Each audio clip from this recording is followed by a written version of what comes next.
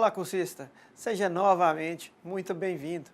Dando prosseguimento à nossa aula da disciplina Silvicultura e Educação Ambiental, hoje apresentaremos nossa quarta e última aula. Novamente, peço que em nossas aulas estejam munidos de papel e caneta, para quando surgir alguma dúvida, anotarem e depois postarem no nosso fórum Tira Dúvidas. Dedicação sempre é preciso. Estejam sempre atualizados a nossos estudos e ao ambiente virtual. Não se esqueçam de terminar a leitura do nosso caderno didático.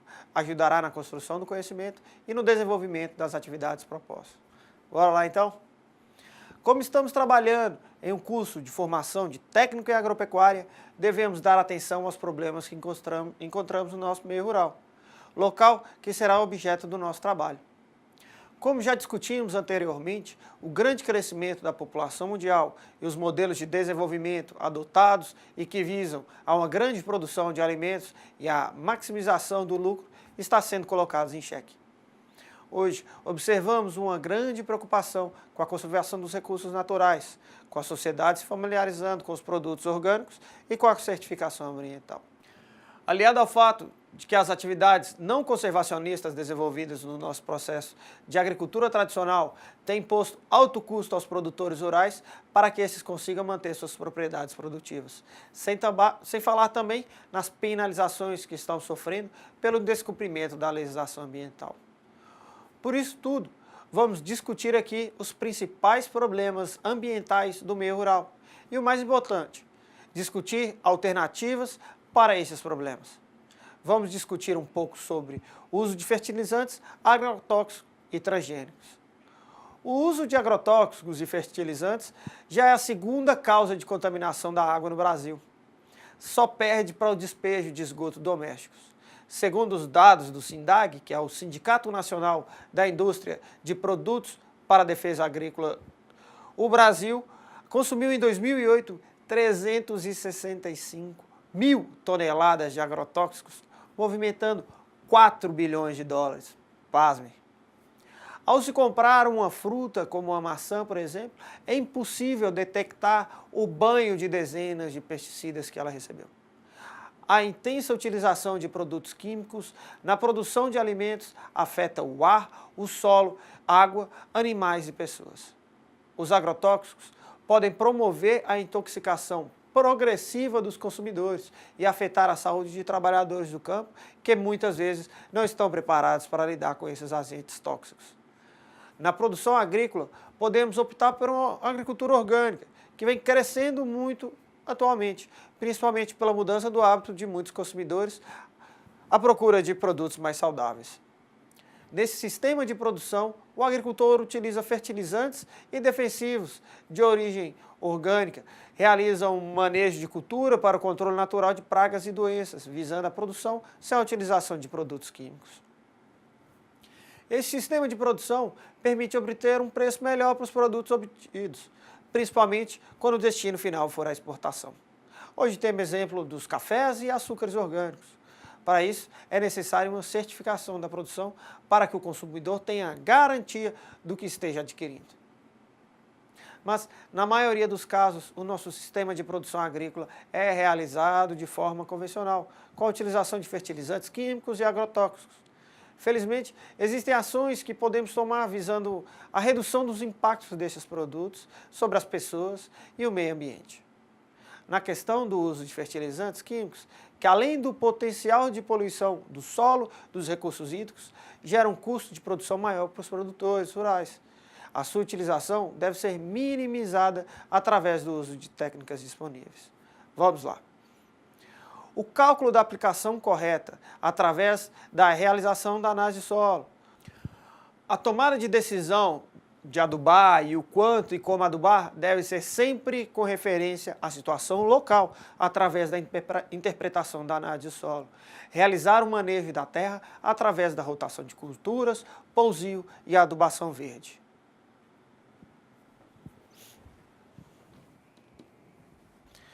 Se disponível na propriedade, realizar a adubação orgânica adequada, usando esterco animal e restos culturais, realizando a produção de um composto orgânico na propriedade. Com realização ao uso de agrotóxicos, pode-se realizar a aplicação de defensivos agrícolas respeitando recomendações e normas que visam evitar o que mesmo pode prejudicar as pessoas e o meio ambiente.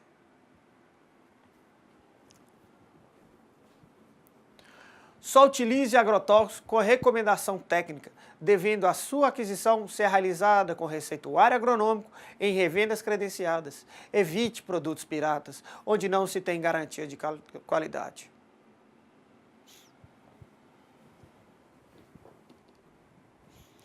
Caso realmente se faça necessário o uso de agrotóxicos e exista mais de um produto para a finalidade, dá preferência aos de classe toxicológica, segundo a Anvisa, mais baixa. Produtos com tarja vermelha são extremamente tóxicos. Já com rótulos verdes, são poucos tóxicos. Dê preferência a estes.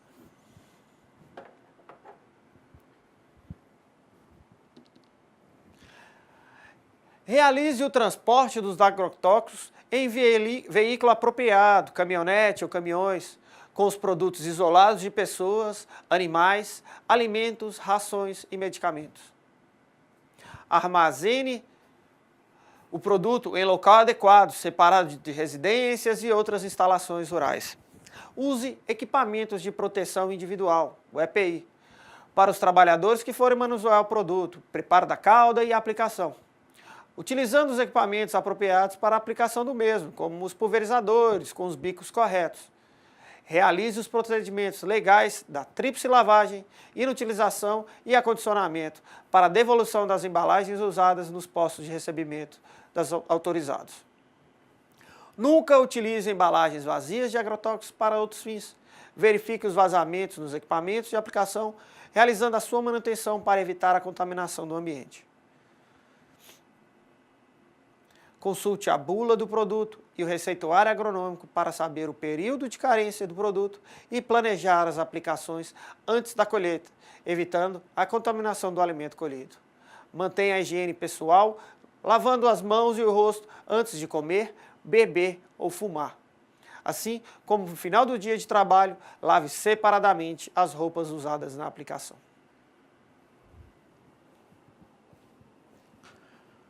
Os transgênicos, eles são organismos geneticamente modificados em laboratório que tiveram genes estranhos de qualquer outro ser vivo, que seja vegetal ou animal, inseridos em seu código genético, visando a obtenção de características específicas.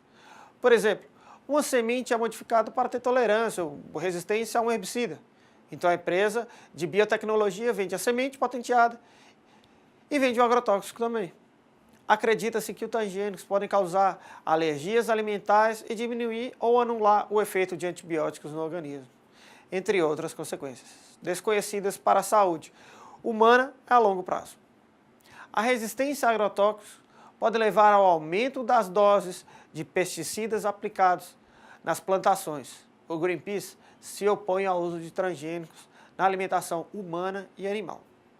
Para a ONG, os resultados são imprevisíveis, incontroláveis e desnecessários. Segundo o princípio da precaução, quando a atividade representa ameaças de danos ao meio ambiente ou à saúde humana, medidas de precaução devem ser tomadas, mesmo se algumas relações de causa e efeito não forem plenamente estabelecidas cientificamente. Afinal, é melhor prevenir do que remediar. Os principais transgênicos plantados no mundo são soja, milho, algodão e canola. Insetos, pássaros e até mesmo o vento podem transportar o pólen de plantas transgênicas e assim contaminar plantações convencionais vizinhas e ainda que localizadas a grandes distâncias. A contaminação também pode ocorrer pelo uso comum de equipamentos de movimentação e armazenagem do comércio. Pela evidente dificuldade técnica em proteger os plantios convencionais e orgânicos da contaminação transgênica, muitas regiões e alguns países da União Europeia foram declarados por suas autoridades como zonas livres de transgênicos. Tal preocupação não coloca em risco a saúde dos consumidores, o meio ambiente e é um enorme diferencial competitivo no mercado internacional.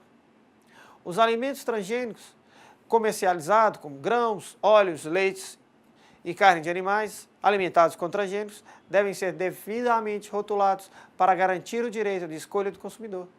Isso é no mínimo o que se pode esperar das autoridades dos governos, além de informações esclarecedoras para a população.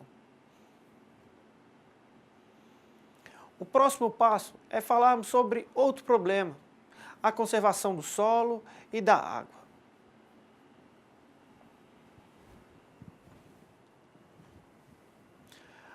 A erosão do solo em atividades agropecuárias ocorre devido à utilização de métodos e sistemas de preparo de solo inadequados e causam grande prejuízo para o produtor e para o meio ambiente. O processo erosivo promove a perda das camadas férteis do solo, ocasionando a perda de produtividade e um maior gasto com fertilizantes. Além disso, o material carreado vai para os cursos d'água, provocando o seu assoreamento e que vai ocasionar as enchentes, diminuir a capacidade de reservatórios d'água e aumentar o custo de tratamento da água.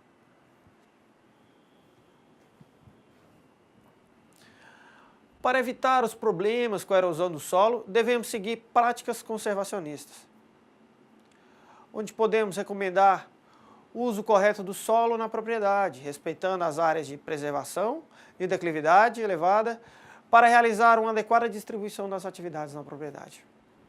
Realizar as atividades de revolvimento do solo, como areação, gradagem e sulcamento, no período adequado, respeitando a declividade da área, de preferência realizando as mesmas em nível, ou, se possível, dar preferência para o sistema de cultivo mínimo.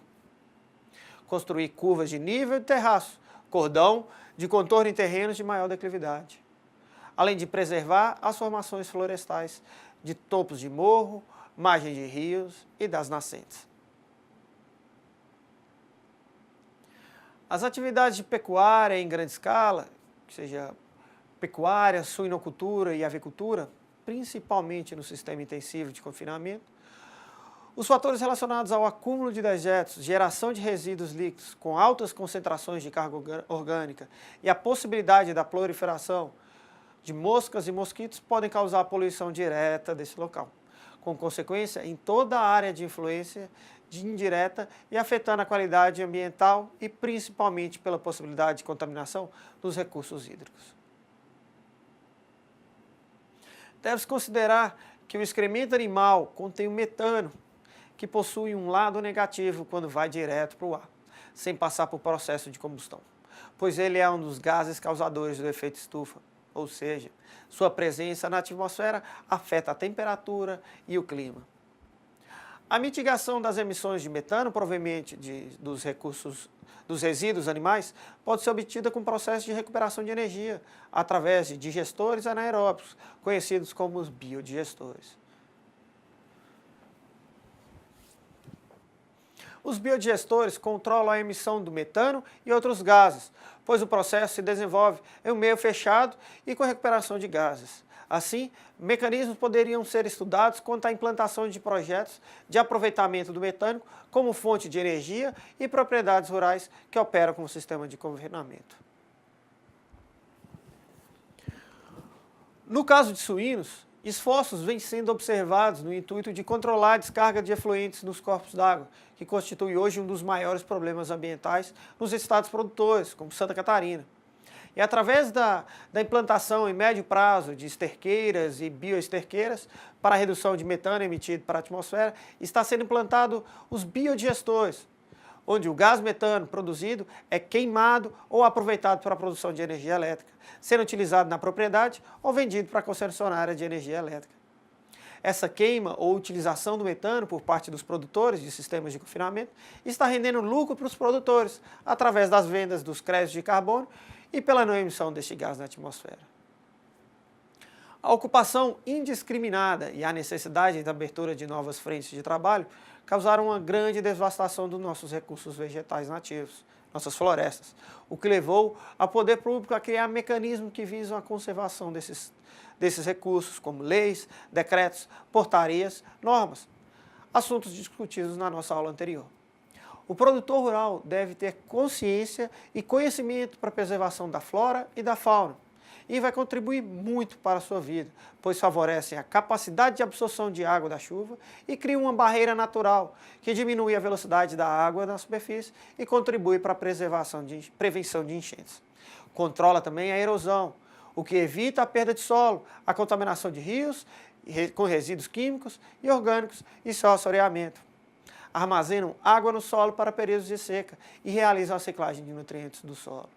Contribui para criar condições de microclima favoráveis, com temperaturas mais agradáveis. Melhoram a qualidade do ar, porque absorvem gás carbônico e liberam oxigênio. Funcionam como barreiras naturais e protegem contra ventos, popularmente conhecido como quebra-vento. O controle biológico de pragas e doenças através da eliminação de roedores, insetos e vetores de doenças por predadores da fauna nativa, onde a natureza se encarrega do seu equilíbrio. Por isso, o produtor deve manter certas ações que visam preservar esses recursos, o que está previsto na legislação vigente, que são a Lei Federal 4.771/65, que é o novo Código Florestal, e a Lei Estadual 4.309/02, que é a Lei Florestal de Minas Gerais, sendo passivo inclusive de punições. Dentre as ações que podem ser tomadas, devemos respeitar a legislação florestal vigente com relação à área de reserva legal da propriedade.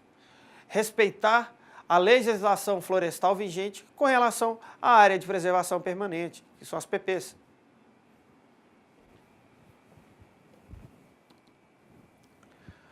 As margens dos rios, cursos d'água, manter as seguintes proporções. Então, 30 metros para os rios com até 10 metros de largura, 50 metros para os rios com 10 a 50 metros de largura, 100 metros para os rios com 50 a 200 metros de largura e 200 metros para os rios com 200 a 600 metros de largura, 500 metros com mais de 600 metros de largura. E no entorno das lagoas ou dos reservatórios de águas das zonas rurais, deve ter vegetação protegida num raio de 50 metros para aqueles com 20 hectares de superfície e 100 metros para aqueles com mais de 20 hectares de superfície. Nas nascentes e olhos d'água, ainda que intermitentes, qualquer que seja a situação topográfica, num raio mínimo de 50 metros ao seu redor. Além de respeitar a legislação sobre fauna e pesca, evitando de... Repete, posso voltar? Isso. Além de respeitar a legislação sobre a fauna e pesca, evitando de caçar animais silvestres, capturar e manter animal silvestre em cativeiros, não realizar pesca em períodos de dispersa, que é a piracema, e não utilizar métodos de pesca proibidos, como os de explosivos, redes com malha inadequadas, armadilha, dentre outras coisas. Preservar e recuperar a vegetação nas áreas degradadas, isolando-as da entrada de animais domésticos, favorecendo, se possível, a formação de corredores ecológicos entre ilhas de fragmentos de vegetação nativa. Mas como fazer a adequação da propriedade perante a legislação ambiental? As propriedades rurais, elas apresentam várias finalidades de produção e uso, que serão definidos de acordo com o interesse do proprietário, dentre os quais devemos destacar a produção agropecuária, produção florestal, produção agroindustrial, lazer, recreação, preservação de recursos naturais, residenciais e o do uso misto. Ao invés de procurar atender à legislação ambiental, o agricultor deve pensar assim: bem, a terra é minha e eu faço o que eu quiser. Mas não é bem assim. A lei hoje entende que a utilização do estabelecimento pelo proprietário não pode ferir o bem-estar das outras pessoas. A maneira de entender a propriedade como a terra é minha e eu faço o que eu quiser não é aceita pela legislação brasileira há mais de 40 anos. Para ter direito sobre a propriedade, o agricultor deve utilizá-la de forma a cumprir com o que a legislação chama de função social, o que significa que a propriedade tem que atender ao mesmo tempo aos seguintes critérios: aproveitamento racional e adequado, utilização adequada dos recursos naturais disponíveis e preservação do meio ambiente, atenção a disposições que controlam as relações de trabalho, exploração que favoreça o bem-estar dos proprietários e trabalhadores. E para cumprir com a sua função social, a propriedade deve ser usada de forma correta, preservar o meio ambiente e garantir o bem-estar de proprietários e trabalhadores.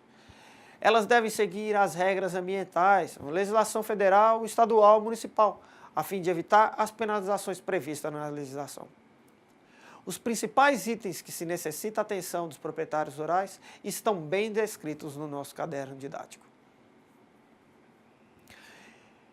O que esperamos conseguir é a conscientização dos proprietários rurais para uma utilização dos recursos naturais favorecendo a preservação do meio ambiente, aumentando a sustentabilidade da sua propriedade, permitir um melhor retorno financeiro de sua atividade e melhorando a sua qualidade de vida.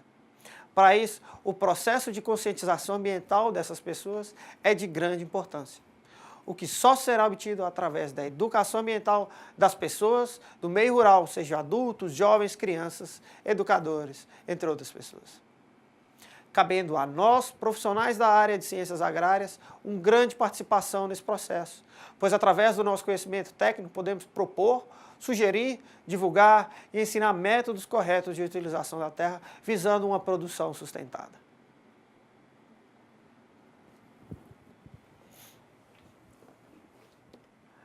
Nessa figura, mostra o esquema de uma propriedade rural com um sistema de ocupação do solo, visando a produção com preservação do meio ambiente. E o respeito à legislação ambiental, onde aqui no número 1, nós temos as culturas anuais.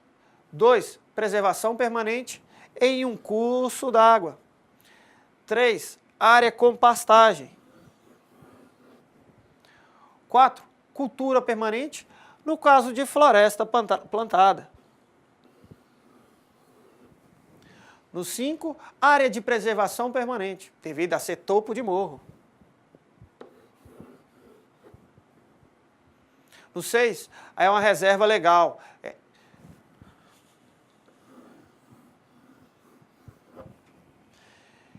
E o 7 está sendo explorado com cultura permanente. Neste exemplo, com a fruticultura.